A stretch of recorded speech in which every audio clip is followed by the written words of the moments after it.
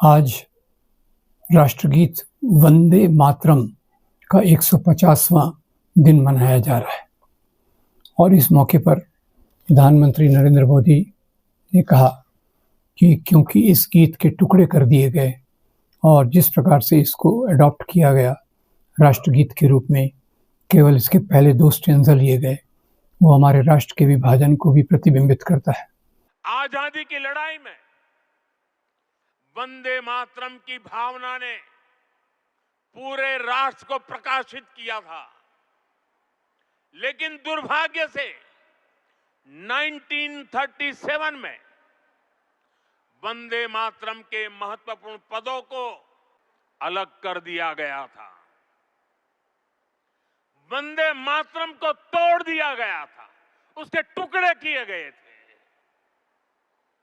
वंदे मातरम के इस विभाजन ने देश के विभाजन के बीज भी बो दिए।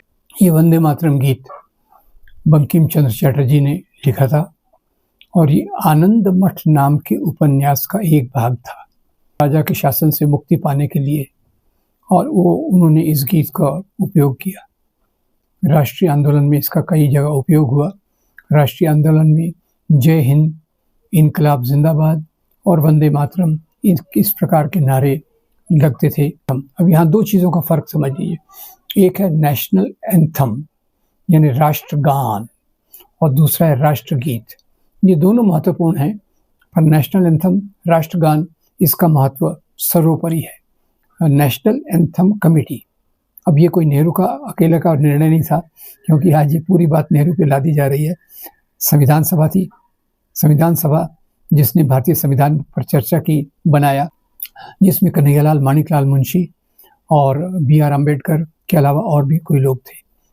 दूसरा, वंदे मातरम के बारे में चर्चा की गई, तो वंदे मातरम के बारे में देखा गया, हम तो एक धर्मनिरपेक्ष राज्य बना रहे हैं, ये केवल हिंदुओं का राष्ट्र नहीं है, ये सब लोगों का राष्ट्र है। यही फर्क है जो हिंदू महासभा RSS की विचारधारा और राष्ट्रीय आंदोलन की विचारधारा, गांधी, नेहरू, सुभाष चंद्र बोस वगैरह की विचारधारा में यही फर्क था।